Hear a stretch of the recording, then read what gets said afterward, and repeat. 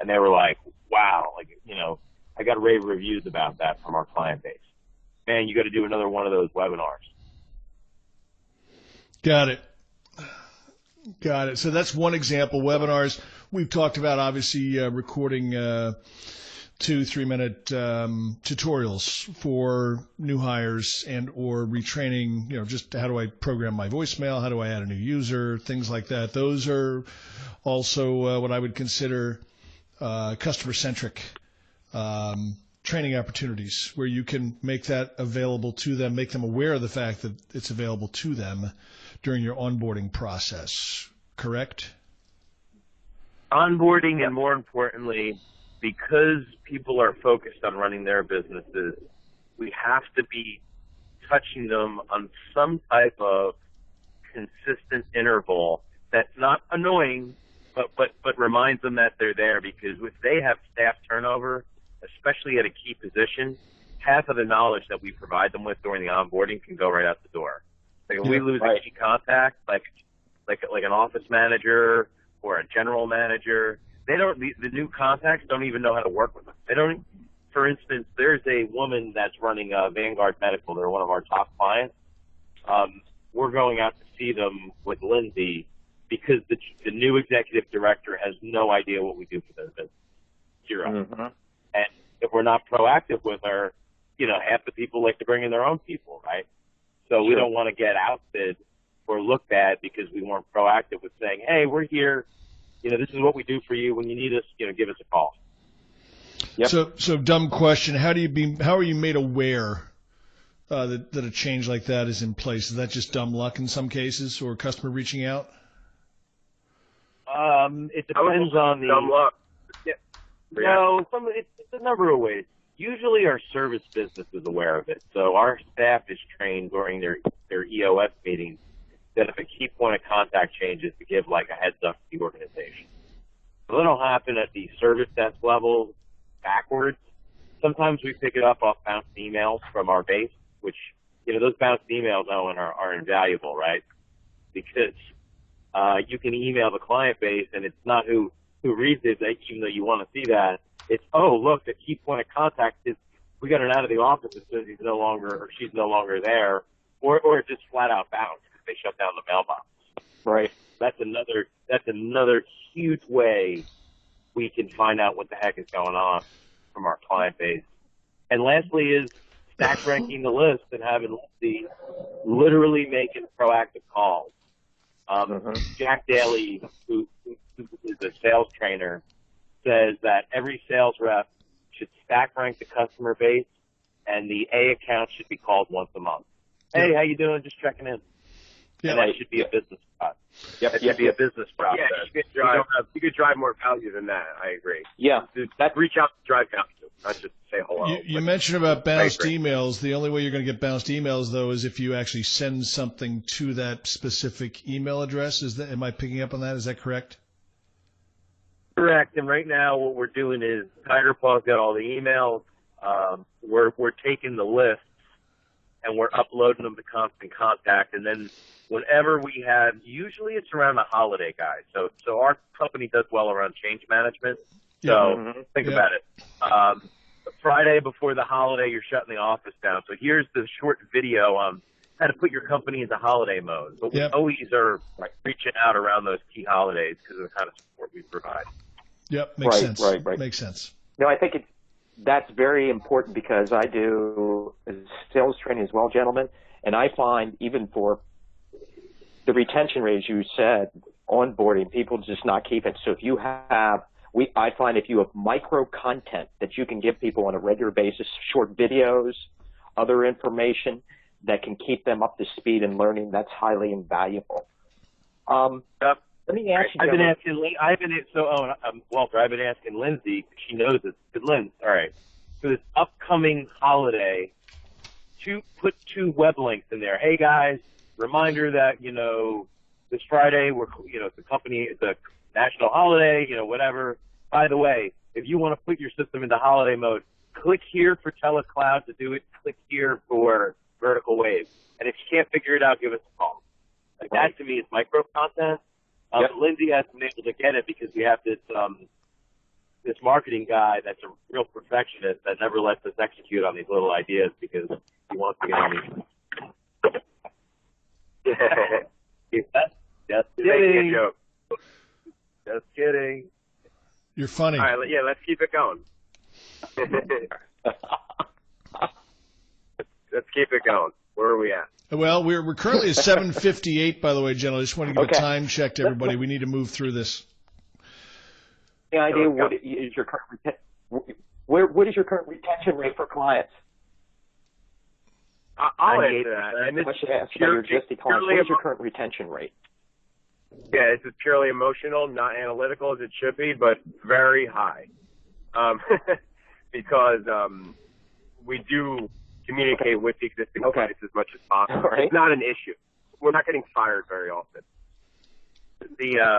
So it's over 90% easily, easily. And the only very time high. we lose clients, we can is sometimes just because of what happens in small to mid-sized businesses. They close their doors. The owner retires. They merge with a larger firm. So some of that churn that we see isn't because we didn't do a good job when we lost to a competitor. Mm-hmm. Okay. All right. Okay. All right. So again, to sum these up in markets, it sounds like a lot of your focus and time is spent with referrals. You focus on automotive, legal, and call centers and businesses that have a specific number of seats. Gentlemen, let me ask you this. As you said, you're right now not doing marketing to focus on certain segments of businesses. As you begin to do marketing, what are those core areas? Number one, what would be the top business if you could only focus on one business initially, what would be the business you would focus on from a marketing perspective? And I think we'll go without saying, a regional multi-site business that doesn't have any type of cloud technology. Okay. That's where, because then we can almost it's like having 20 sales in one. Okay. Yeah, multi-site, I would agree with that.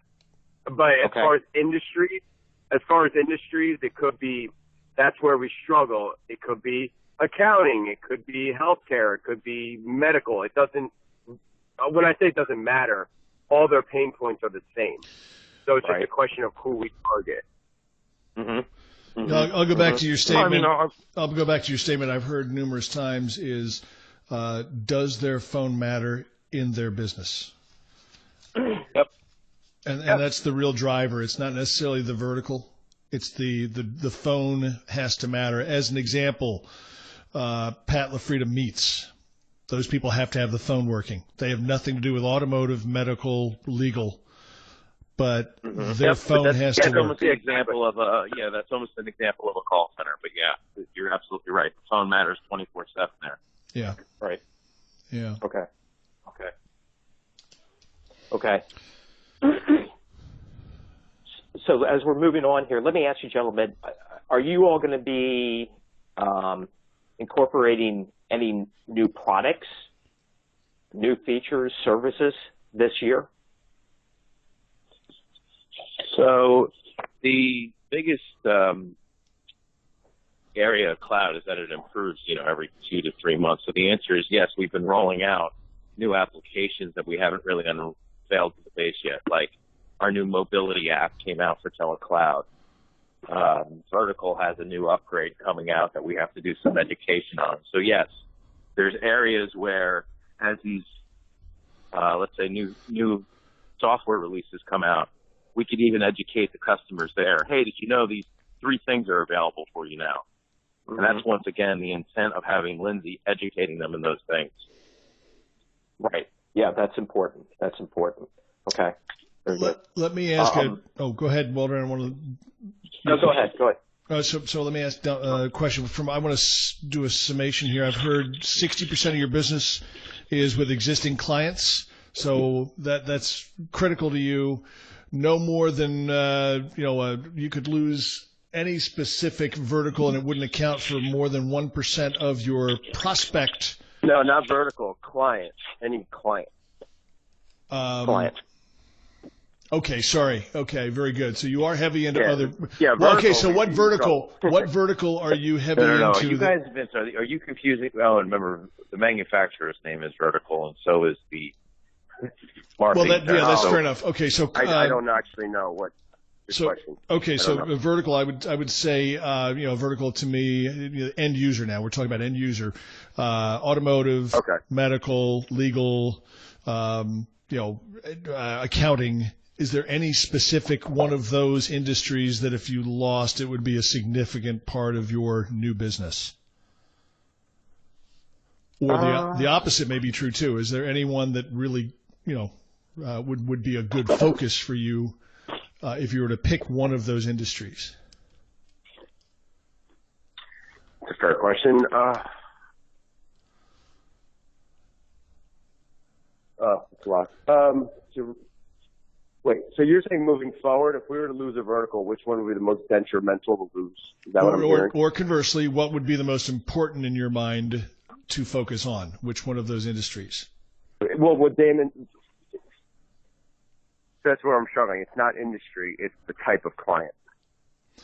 Well, I'm trying to go deeper into that type of client. So in other words, I understand that type of client has to, consider the phone a critical component of their business.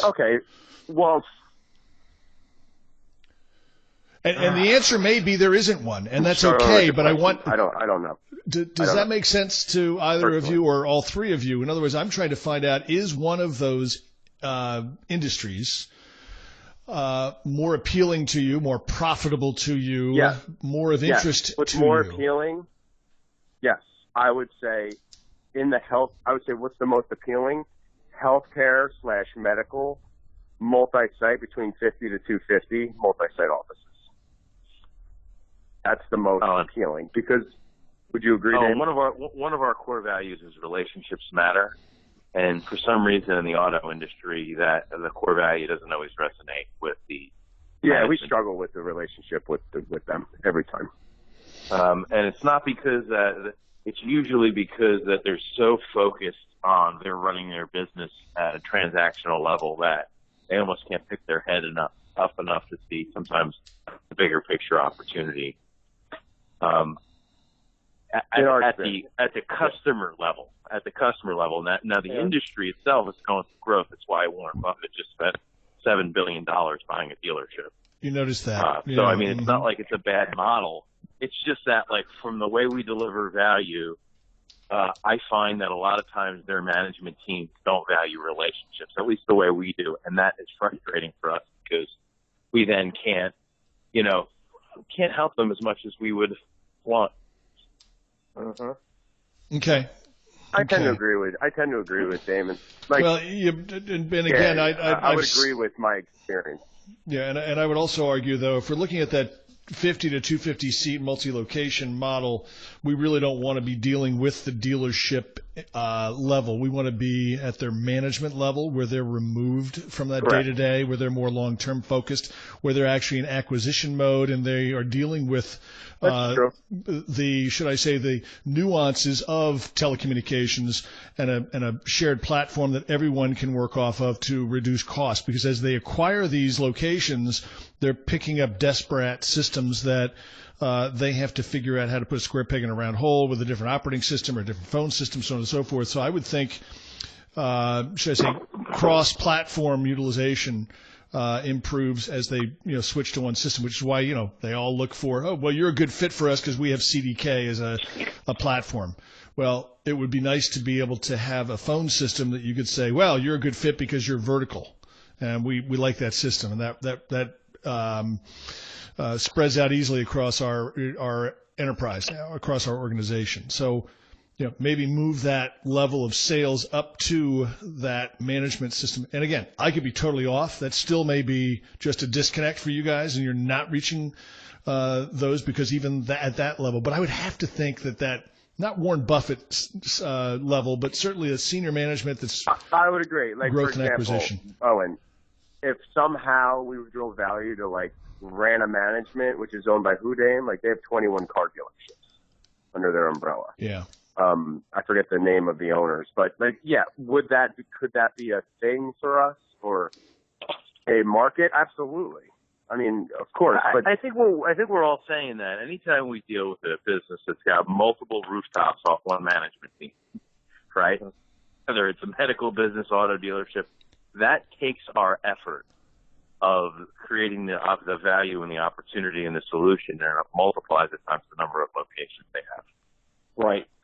So that is the force multiplier in our marketing effort. For instance, Mike Schmidtman years ago had said, and he said this to me when we first met, "Hey, Damon, there's nothing wrong with small business locations. When we were at SBS, we won Pizza Hut. Each Pizza Hut had 4 phones, but there were 2,000 of them, right?" Right. That's a good point. Right. And they got the national account. Yeah, But you told me, do I want to sell a 4-phone business? The answer is no. Do I want to sell a 4-phone business that's got 2,000 sites? The answer is yes. Right, and using the same analogy, you didn't go to the manager of the local Pizza Hut to sell that one, right? You went to corporate and got into their. You have to go to corporate. Right, Yeah. right. So, it may depend on where you're trying to access that automotive client and really assessing the base, right? So again, owugh of that. But we'll but to focus answer on your original question, Owen, if you said to pin us down, what would I be most upset giving up? Multi-site, regional, medical healthcare type practices moving forward. I think they're. But that's my answer. Okay. So let me ask you this: for medical practices, is that number one doctor's offices, then hospitals? How would you put those in different buckets? Healthcare providers. Healthcare providers. I would say people that are being educated, that to retain client loyalty, they got to act like a Waldorf, not a medic, not doctors. Doctors just aren't running their businesses, in my opinion. Yep. Oh, they do. Yeah, I agree. Yeah, we certainly know that, don't we, Damon? Yeah. Yeah. For sure. Okay. All right. Very good. Okay, 5-minute warning. I don't hear tires turning, so that means that 2 people have arrived at their destination. We've got 5 minutes to wrap up here, Walter. Maybe 1 or 2 more questions and then reschedule. Okay, very good, very good. So, gentlemen, let me ask you this. For 2017, based upon your revenue goals, have you broken this down to target in specific industries? No. And also, I'm sorry? No, not by target or specific industries. No. It's more about the MRR of our telecloud billing. It's more based on how many users can we bring on per month with our voice over IP cloud system. It does not necessarily matter what industry, as long as it's the right dollar amount and the right number of seats. Okay. So we're going to need a little more granularity on those revenue goals. How is that a funny story? I got it for you. And say it again. We're going to need to, I think, dive in a little bit more to your revenue goals so we can align that. In other words, what is that? What's the number of seats? What's that dollar amount? And that could be something you email us as well, gentlemen, if you have that in a doc. Rather than spelling out those objectives, but something that we can glean through and say, oh, okay, got it. Okay. Right. So can I put that on your plate, Vin, or should I put that on your plate, Damon, to provide for us? Which one of you can get that for us? I'll get it for you. Okay, thank you. Even if what were you specifically? Because I heard what you were looking for. You were looking for specifically, again, could you just clarify that for me? Sure. Yeah, I want to know your revenue goals. Your top line number is, let's just say it's $5 million. How's that break down? 60% of that, from what I understand, 60% of that is going to be repeat business, I believe. Maybe. Okay, I think I can verbally tell you, but I can just email it to both you guys. It's pretty straightforward numbers. Yeah. And also, if you're breaking that down into, quarterly goals, and they differ, if that's occurring, that may be occurring, they may not. They would if I took my CFO's advice, but unfortunately, I usually just divide everything by 4 and then kind of throw some shit against the wall and see what sticks. Yeah. Okay. No. All right. Yep. All right. But yeah, there is variance in our quarters. Yeah. Okay. It has to be. So those goals we need to have as not I don't want to get down into individual locations, obviously, but what's a sale look like to you guys? What's your ideal revenue? And again, I think we're trying to focus on telecloud. It's not that we won't take premise based, but we're focused. And I think what I've heard over the last several months is we're trying to transition people from premise based to cloud based because that's where the opportunity lies. I have an idea. Tell me if you